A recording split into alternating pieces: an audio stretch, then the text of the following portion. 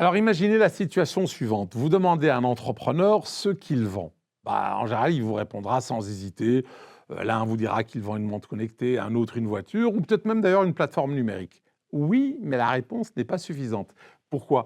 Mais parce que derrière ces produits se cache une autre vérité. Ce que cet entrepreneur vend vraiment, ce n'est pas une voiture ni une montre connectée. C'est bien plus profond. Alors posez-vous la bonne question. Qu'est-ce que vous vendez réellement? Et c'est ici qu'entre en scène une méthode qu'on peut qualifier de brillante, les Five Whys, ou les 5 pourquoi en bon français, qui est une méthode qui a été inventée par Toyota pour justement résoudre des problèmes industriels. Et cette technique, elle aide aussi à comprendre pourquoi on achète votre produit ou on ne l'achète pas. Alors petit spoiler, on n'achète jamais un produit, on achète ce qu'il représente pour nous. Et ces raisons, vous savez, elles se regroupent, c'est très simple, en 7 motivations humaines qui sont universelles. La première motivation, c'est l'argent et la richesse, pour se sentir en sécurité ou réussir. La deuxième, c'est le temps et la commodité. Il faut simplifier la vie des gens, gagner du temps.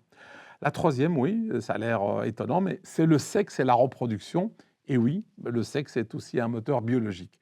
Le quatrième élément, c'est le statut, l'approbation sociale. C'est vrai qu'on a tous envie d'être respectés. Et puis le cinquième élément, c'est la sécurité, protéger sa vie ou répondre à ses besoins essentiels. Et puis l'avant-dernier élément, le plaisir et le divertissement, parce qu'on veut tous du fun dans notre vie. Et puis, last but not least, le dernier élément, le septième, la liberté, être indépendant, être maître de sa vie. Alors, est-ce que vous voulez un exemple concret? Bien. Prenons par exemple une chaîne de production. Imaginons qu'elle tombe en panne. On va utiliser cette technique des Five Whys pour remonter à sa véritable cause. On va vous demander pourquoi est-ce que ça ne marche pas? Parce que la machine est cassée. Alors je repose la question, pourquoi? Parce qu'elle surchauffe. Je repose à nouveau la question du pourquoi. Pourquoi est-ce qu'elle surchauffe? On me répondra parce que le système de refroidissement est bouché. Je repose une nouvelle fois mon pourquoi. Pourquoi est-il bouché? Parce qu'il n'y a pas d'entretien régulier.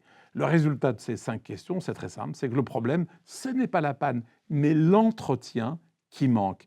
Et donc pour les achats, c'est exactement la même chose, c'est pareil. Le vrai pourquoi est rarement ce qui semble être de prime abord.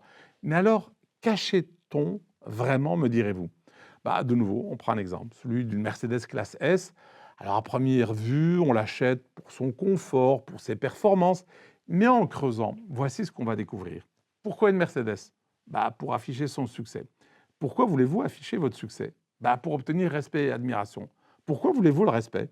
Pour renforcer son estime de soi. Et donc, en clair, ce n'est pas la voiture qu'on achète, mais le statut social qu'elle incarne. Et donc, les marques qui cartonnent ont très très bien compris ce stratagème. Elles vendent plus qu'un produit, elles vendent une promesse émotionnelle. Tesla ne vend pas juste des voitures électriques, elle vend une vision d'un monde durable, le statut d'être précurseur, la notion de respect, et un sentiment de liberté face au pétrole. Starbucks, par exemple, autre exemple, ne vend pas que du café, c'est un lieu de détente, la notion de plaisir, c'est une marque où se reconnaître, la notion de statut, et puis c'est du temps gagné grâce à leur rapidité, ça c'est l'aspect commodité. Alors, sachant tout cela, quelles leçons peut-on tirer pour les entreprises? C'est simple. Ne vous fiez pas, s'il vous plaît, à ce que les gens disent vouloir. Concentrez-vous sur ce qu'ils font. Vous allez me dire, il y a des sondages. Oui, mais ces sondages sont souvent biaisés. Mais les comportements d'achat, eux, parlent vrai. On n'achète pas avec des mots, mais avec un portefeuille. Conclusion, ne vous concentrez pas sur ce qui sort de la bouche de vos clients, mais plutôt sur ce qui sort de leur portefeuille.